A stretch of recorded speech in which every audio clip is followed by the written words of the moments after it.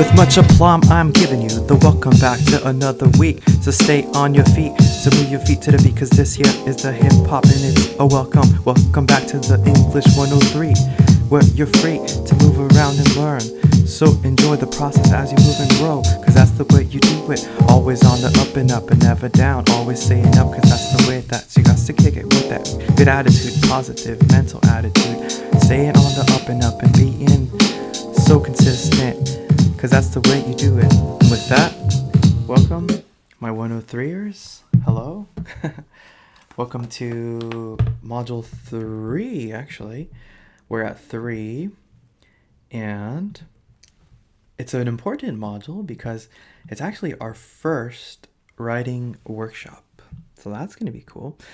Look at our signposts. We have our second current event due at the end of this module, which will be by May 9th by 9:59 p.m. It's by Sunday, of course. And we have our first workshop. You'd be like, Mr. Godoy, what? A writing workshop? Why are we doing that? What's that about? Well, anytime you read any beautifully written piece of writing, you have to remember that it goes through a process.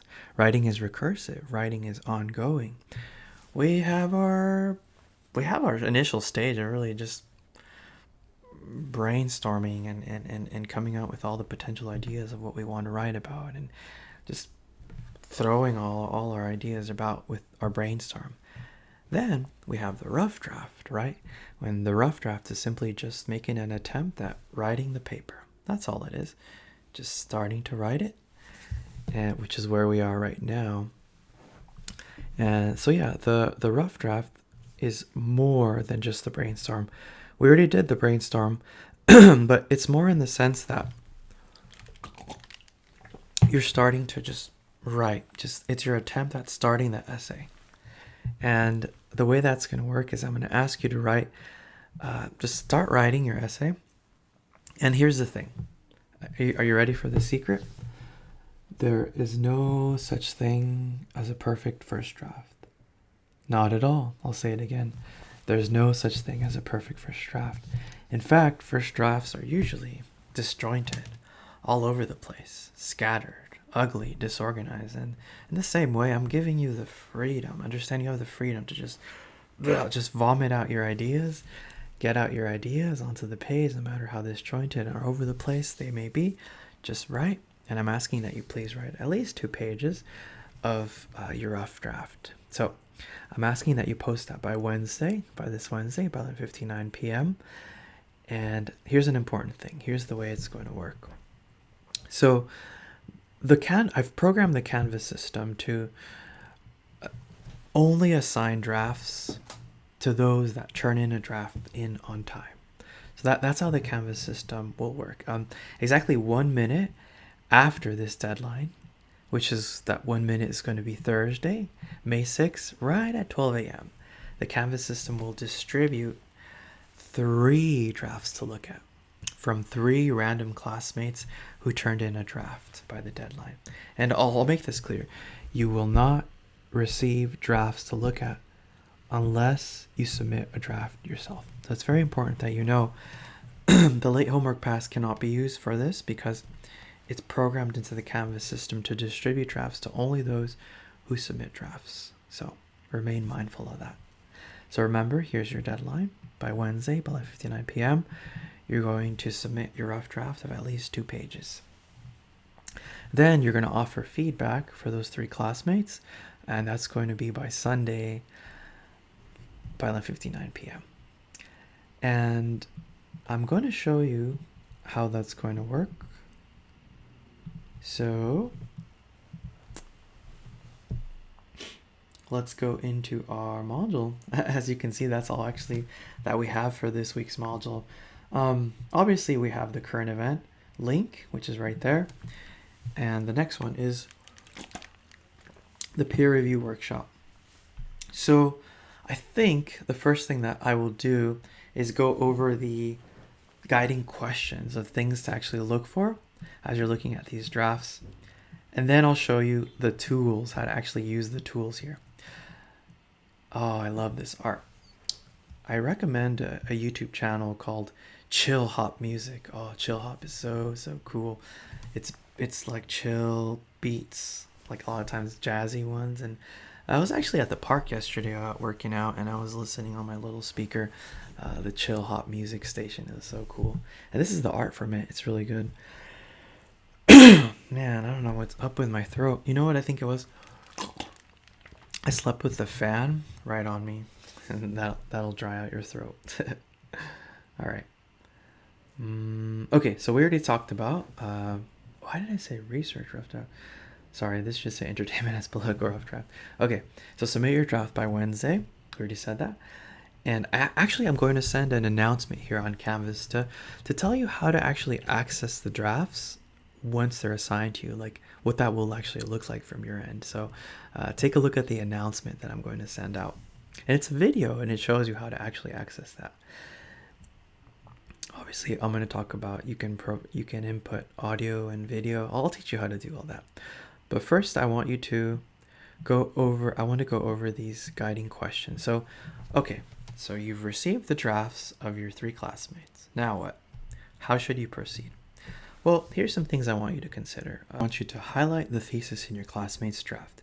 This is a really important move because it's helping to make the project that much more pronounced. And it's really shining the light on the fact that they need to have a writerly project, right?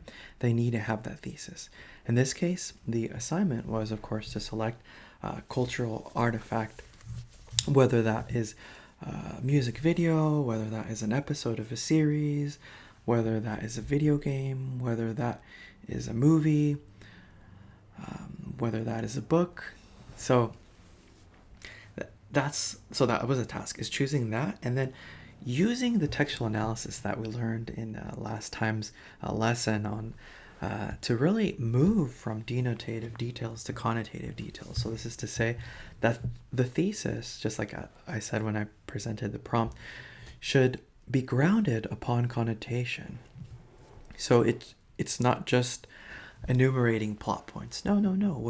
What was the larger message or takeaway that you gleaned from it? And in fact, remember this from the prompt, this will be your very important guide for this as you're looking at your classmates' theses. So here's a good model. What's the larger message or theme of your artifact? How does your artifact reflect this? And does that larger message connect to real life? And then the implications of that. So what? Why is that message important, right? So as you're looking at these, be mindful and see if your classmate has those things. Does their thesis make it clear just what their chosen cultural artifact is? So you don't just want to get stuck in the mode of like, cultural artifacts abound, and you just like talking about them in general. I've actually had students write about television just in a general sense, or the radio just in a general sense. That's not the task. The task is to select a specific cultural artifact, which is to say a specific episode or a specific song or a specific music video or a specific book or a specific video game, right? And in the draft stage, if you see your classmates, maybe they haven't chosen something specific, maybe they've chosen the whole series of something, remind them to choose one episode. Remind them to focalize their attention as much as possible, because that's what will make this assignment that much more viable. Which is what this one is. Is their cultural artifact sufficiently narrow? You don't want to tackle the whole series of Black Mirror. You want to choose one episode. You don't want to tackle the whole series of Twilight Zone. You want to choose one episode. Does the thesis make it clear just what they're saying about an aspect of their cultural artifact? Right.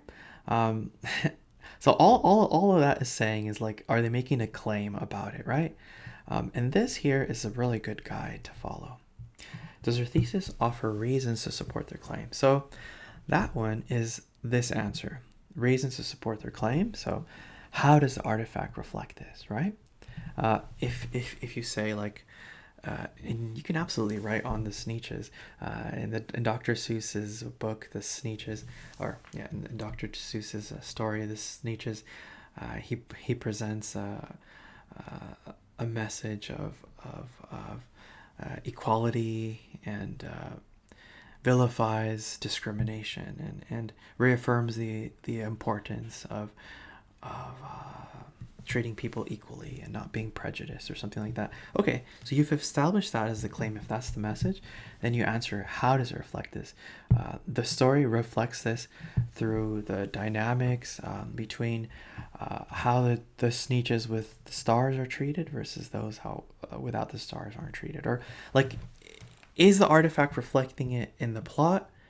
Is the artifact reflecting it in the dynamic that exists between maybe the protagonist and the antagonist and what they represent? Is this reflected in maybe direct parallels to real life that your artifact has? Maybe there's like symbols that mean something else, right? Is this reflected through the lighting? You tell me. How is it reflected? Okay.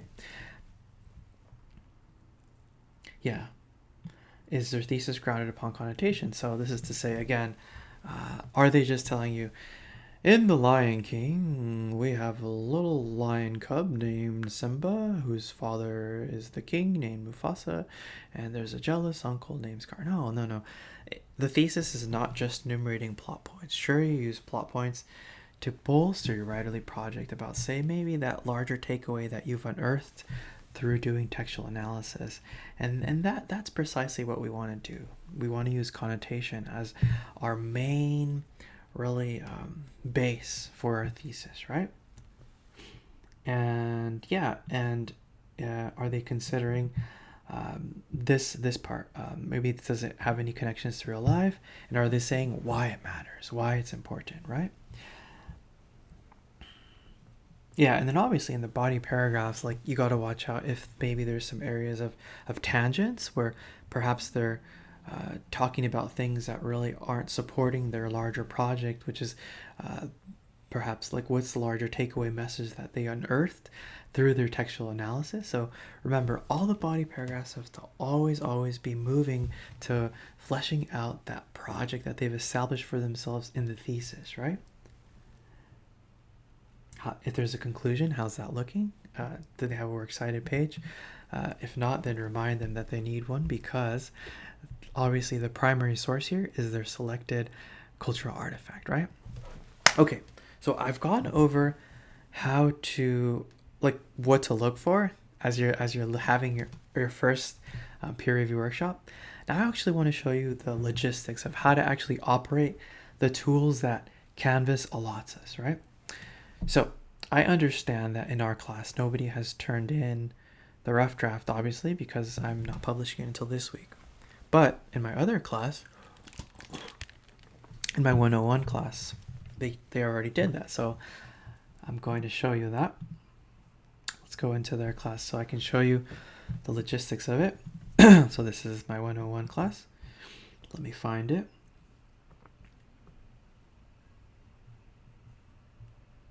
Here it is, peer review workshop. All right. So once you get your drafts, which, by the way, the video and the announcement that I'm going to send you will show you how to actually receive them and access them. So check out the video that I'm going to send in the announcement. I just want to show you the tool. So let's pretend you got this draft, right?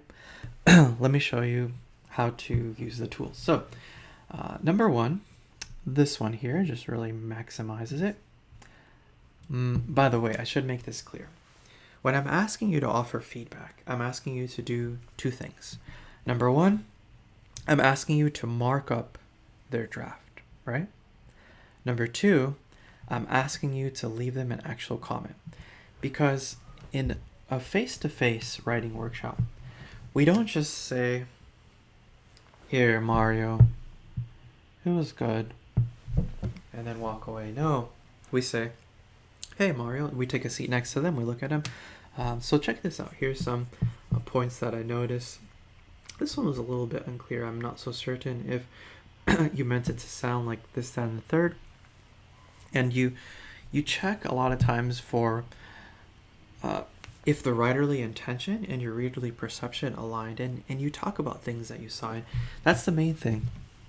You talk about it, right? You you look at one another and you talk. So in this online space, the way that we do it is through here, through the comment. Number one, I'm going to show you the tools for how to actually mark up the draft, okay? Then I'll show you how I want you to be doing the comment. So this first tool really just maximizes it. If you want to make it bigger and see it bigger, this other one is it's a bubble where you can leave little notes. So let's say I want to put a bubble here. Yes, this is a good point. Okay, so that's what that one does. You can put the bubbles anywhere. That's a super useful one, and honestly, I use that one a ton. As well as this one. This is the highlighter. Let's say you want to highlight this, and you can actually choose the color that you want: pink, yellow, orange. And what's cool about every highlight, you have the option here to write a little note. This is an important blah blah blah. And mind you, right now I'm not doing it based on the actual content of it. I'm just showing you the tools. Okay, so that's highlight. T is for a text box. Anywhere you want to add a text box. Oh, there we go. Have you considered blah blah blah. So this is an actual text box. And oh, okay. And this one, well, obviously this is for cursor. Anytime you want to get out of those options, you just go back to cursor. Okay, so we did the text box. This is for strikeout. If you want to strike out any text, it's the equivalent of crossing something out, right? You go to this S with a struck out line. So let's say this was an extraneous sentence. This is extraneous. Perhaps consider blah blah blah blah. So that's the strikeout. This one is a little brush where you can maybe this is important. You can actually draw directly on it. And I don't know. I'm trying to do an exclamation mark. Oh, that's a bad exclamation mark. Yes, blah blah blah. Or like maybe you want to circle something. I don't know. The point is, I want you to mark up your classmates' drafts. Okay. This one actually I'm not so sure. Oh, it just makes rectangles. Oh, I see. So maybe you see like something important, you want to put it inside a rectangle. And here's the neat thing. For each little tool that you use, Canvas gives you the option to write a corresponding message next to it. You simply just click it, and it lets you leave a little comment on the side. So that's the first thing I want you to do. And to get the credit for actually doing it, I want you to do these two things. Mark up the draft, and here's the second one. Here's the equivalent of you talking to them, right, directly. And, okay, number one, you can just type it. Hey, Logan, blah, blah, blah, blah, blah. Or you can do my favorite, which is media. So go here to this, it looks like a Google Play icon. So you click it, and then you go to record media, and then you just go start recording. Hey, Logan. And then here's a recommendation I actually have. I recommend that you have the draft open on another tab so that you can be looking at it directly while you're leaving your video message, okay? So you just go to start recording and you do that. If you don't want to leave a video message but prefer to leave audio instead, then go to webcam and turn off the video feature and just go to start recording, and you can leave the audio message there. So that's my favorite, honestly, is leaving media, because I always liked receiving like video messages, and it feels much more like the person's there. I always thought, but whatever you prefer, it's all good. If you do audio, that's all good, or if you just type it up, that's all good too, as long as you mark up their text and leave them feedback here. And from my end as a teacher, I will see if you actually left feedback for your assigned classmates. And the way that's going to work is it's 5 points for each of the 3 drafts that you leave feedback on, and 5 points to submit your own draft on time. So 5 to submit your own draft on time, and then 5, 5, 5. A total of 20, right? That will be the total of our workshop. And that's how this will work. I'll make sure to take off the little comments I left for Logan here, because I was just showing you guys. Okay. Yeah, the next one is just the current event, right? Oh. Oh no. I just want to make sure to not forget anything. Okay. Why am I looking at 101 or 103? No wonder. Okay. 103. Somos sección 103. There we go. So the next one's just the current event. That's it. So that is how we will be doing our workshops. And if you have any questions, please let me know if ever you want to schedule a Zoom meeting as well. Happy workshopping, my friends, and enjoy your week, and see you next time.